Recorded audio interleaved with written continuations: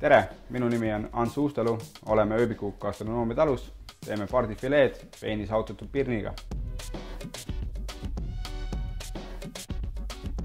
Võta pardifileed pakendist välja, lõika välja üleliigne rasv ja kelmed.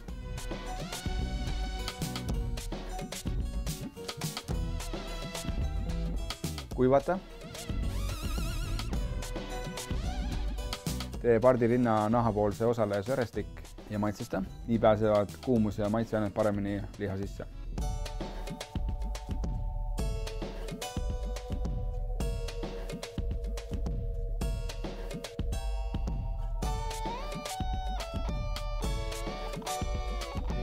Pane leigele pannile, nahk allapoole. Hoia seni, kuni nahast on eraldunud vähemalt 2/3 rasva ja nahk on muutunud kuldpruuniks. Keera pardifilee ringi ja hoia veel umbes 2-3 minutit, kuni lihapool on kuldpruun. Tõsta ahjuplaadile, nahk allapoole.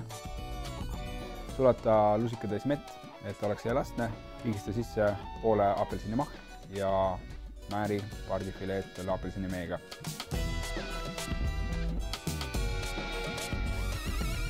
Tõsta pardifileed ahju, umbes 10 minutit 175 kraadi juures.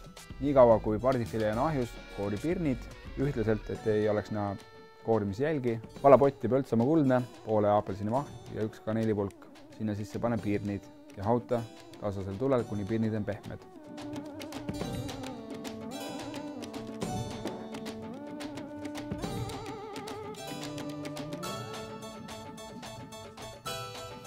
Kastme tegemiseks võta 2 kulbitäit pirnikeetmisvedelikku ja redutseeri, kuni kaste pakseneb. Maitseks võib lisada rosmariinioksa.